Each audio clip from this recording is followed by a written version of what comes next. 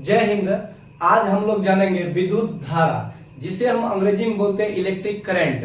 देखिए, विद्युत धारा, धारा का मतलब होता है किसी चीज का धराधर बहना, यानी फ्लो होकर के बहना, उसी को हम धारा कहते हैं। जैसे पानी अगर फ्लो होकर के बहेगा तो पानी का धारा कहलाएगा। अगर बालू यानी रेत बाल्टी में भर कर धराधर फेंकेंगे तो ये बाल्टी मतलब रेत का धारा कहलाएगा। तो उसी तरह से हम लोग पढ़ेंगे विद्युत धारा। देखिए, विद्युत धारा को बोलचाल की भाषा में बिजली कहते हैं। ध्यान दीजिएगा, विद्युत धारा किसे कहते हैं कि किसी चालक में आवेशों का धराधर बहना, यानी आवेशों को जब धराधर बहेगा उसी को हम विद्युत धारा कहेंगे। तो देखिए, अब हम लोग जानेंगे आवेश किसे कहते हैं। आवेश को जानने के लिए सबसे पहले हम लोग परमाणु को जानेंगे। अब ध्यान दीजिएगा, परमाणु के 3 मौलिक कण हैं, तो ये आपको याद रखना है। 3 मौलिक कण में कौन कौन है? Electron, proton, neutron. ध्यान दिए, इंग्लिश में भी वही नाम है। तो ये जो लिखा हुआ है, यानी इलेक्ट्रॉन का खोज जो किया था जे थॉमसन 1897 में किया था, जिसको जे का देखिए फुल फॉर्म होता है जोसेफ जॉन थॉमसन, इसका नाम है। अगला देखिएगा, प्रोटॉन का जो खोज किया था, ये खोज किया था अर्नेस्ट रदरफोर्ड 1917 में किया था। न्यूट्रॉन का खोज जेम्स चैडविक 1932 में किया था। अब तो हम लोग ये जान गए। ध्यान दीजिएगा, परमाणु के केंद्रीय जो भाग होता है उसे हम नाभिक कहते हैं। नाभिक में जो होता है मौजूद प्रोटॉन और न्यूट्रॉन होता है। पूछेगा परमाणु के केंद्र भाग में मौजूद होता है तो आप बोलिएगा प्रोटॉन और न्यूट्रॉन। केंद्र वाले भाग को हम नाभिक कहते हैं। देखिए, और ये इलेक्ट्रॉन भाई साहब है ना, इलेक्ट्रॉन भाई साहब ये क्या करेगा, अपने कक्षा में ही ऑर्बिट की तरह वो चक्कर काटेगा, धराधर चक्कर काटेगा। अब ध्यान दीजिएगा, प्रोटॉन भाई साहब है प्लस में, प्लस चार्ज है प्रोटॉन, और ये इलेक्ट्रॉन है माइनस चार्ज में। इसे बोलते हैं ऋण आवेश, इसे बोलते हैं धन आवेश। अब हम लोग बात करेंगे आवेश। देखिए, यही तो इलेक्ट्रॉन प्रोटॉन को ही आवेश कहेंगे। देखिए, इलेक्ट्रॉन क्या हो गया, मतलब ऋण आवेश में, और प्रोटॉन हो गया धन आवेश में। देखिए, आवेश 2 प्रकार के होते हैं, याद रखिए। धन आवेश जिसको बोलते हैं पॉजिटिवली चार्ज, और ऋण आवेश जिसको बोलते हैं निगेटिवली चार्ज।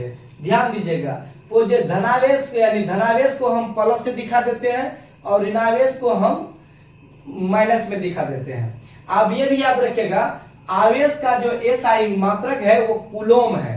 यह हमेशा पूछता है एग्जाम में कि आवेश का एसआई मात्रक क्या है, तो आप कूलोम बोलिएगा। तो ये बैटरी को हम बाद में समझेंगे।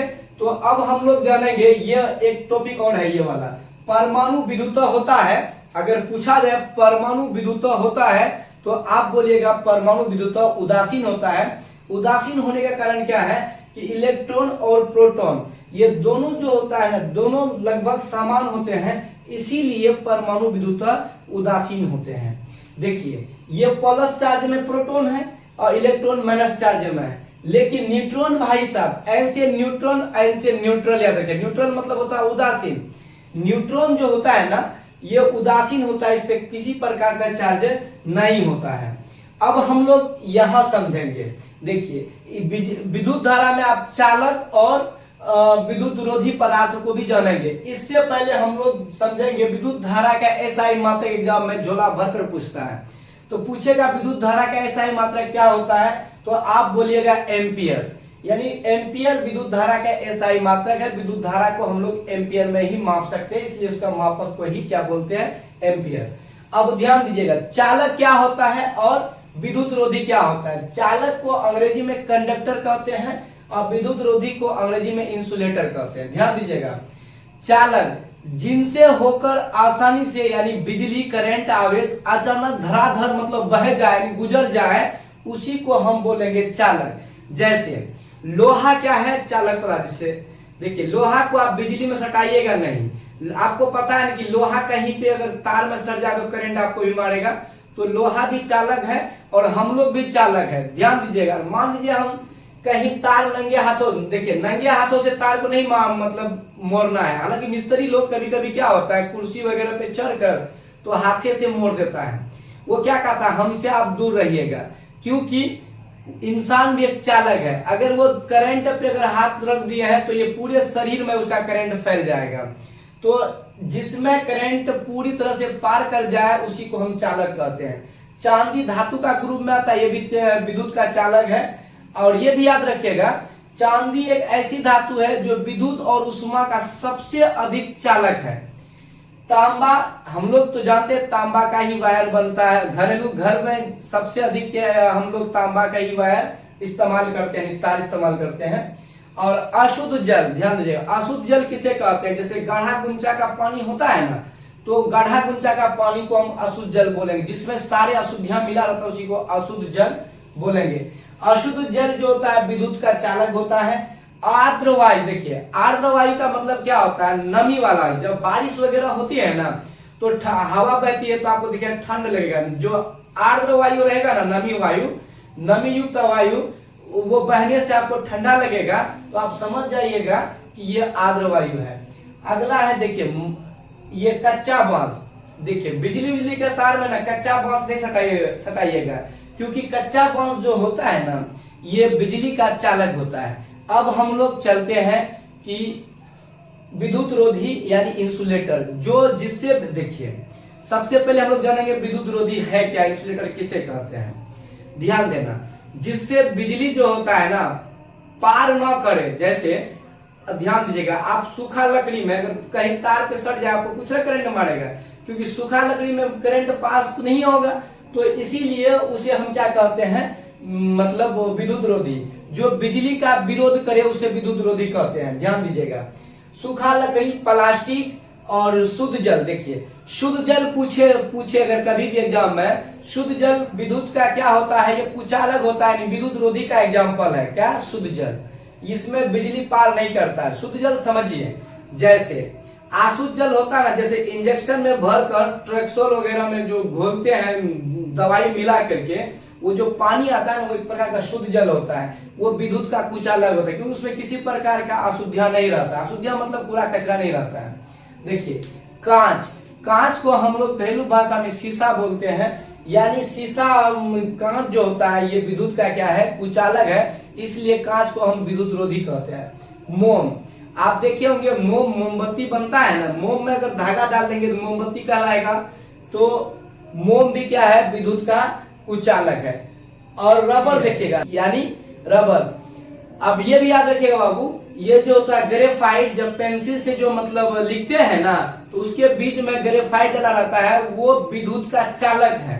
तो आप कभी भी उसको विद्युत रोधी में शामिल नहीं कर सकते हैं, ना ही कभी उसका दोनों साइड छील करके प्लग वलग में कभी घुसाइएगा, झटका मारेगा, फिर डांस करना शुरू कर दोगे। इसलिए कभी भी उसको प्लग वलग में नहीं घुसाना है, क्योंकि वो बिजली का सुचालक होता है। अब ध्यान दीजिएगा, हम लोग पढ़ेंगे विद्युत विभव। देखिए विद्युत विभव क्या होता है, इसका परिभाषा को देख लीजिए। प्रति इकाई यानी एक इकाई समय, मतलब आवेश को अनंत से, अनंत वह दूरी होता है जो फिक्स नहीं होता है, अनंत से किसी बिंदु तक लाने में जो कार्य किया गया है उसी को हम विद्युत विभव कहते हैं। ध्यान दीजिएगा, जैसे मान लीजिए ये Q जो होता है, ये वाला, ये अनंत बिंदु है। मान लो करंट को हम यहां से, यानी आवेश को यहां से ये P बिंदु तक लाते हैं, यहां से यहां तक लाने में जो कार्य किया जाता है प्रति इकाई, मतलब आवेश को लाने में, तो उसी को हम क्या कहेंगे? विद्युत विभव कहेंगे। देखिए विद्युत विभव का जो फॉर्मूला होता है V बराबर W/Q, या इसको हम ऐसे भी लिख सकते हैं, ये Q को V से गुना करेंगे, Q गुना V, तो VQ हो जाएगा और बराबर में W हो जाएगा। कभी कभी क्वेश्चन पूछ लेता है एग्जाम में, यानी विद्युत विभव का SI मात्रक क्या होता है, तो आप बोलेगा विद्युत विभव का SI मात्रक जूल प्रति कूलम या वोल्ट, इसी को वोल्ट कहते हैं। अब दोस्तों, अब हम लोग पढ़ेंगे बैटरी किसे कहते हैं। देखिए बैटरी क्या होता है? अमूमन सेलों का समूह होता है। जैसे आप टॉर्चे में सेल डालते हैं, वही सेल को जब एक लाइन में सजा कर ऐसे सटा कर रखेंगे, तो ये क्या बनेगा? बैटरी बनेगा। तो आपको पता हो गया, सेलों के व्यवस्थित समूह को हम क्या कहते हैं?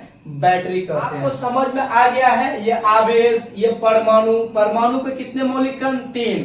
कौन कौन? Electron, proton, neutron. इलेक्ट्रॉन का खोज किसने किया है? जे थॉमसन भाई साहब ने कब किया था? 1997 में। आप पूछ लेगा प्रोटॉन का खोज किसने किया था? Ernest Rutherford. कब किया था? 1917 में। अगला है न्यूट्रॉन। पूछेगा न्यूट्रॉन का खोज किसने किया है, तो आप बोलेगा जेम्स चैडविक 1932 में किया था। आप पूछेगा परमाणु का केंद्र भाग को नाभिक कहते हैं, नाभिक में उपस्थित क्या रहता है मेरे भाई, तो बोलिएगा प्रोटॉन और न्यूट्रॉन। अच्छा कहेगा नाभिक के चारों ओर कक्षा में चक्कर कौन लगाता है, तो बोलिएगा इलेक्ट्रॉन। आई होप आपको समझ में आ गया होगा।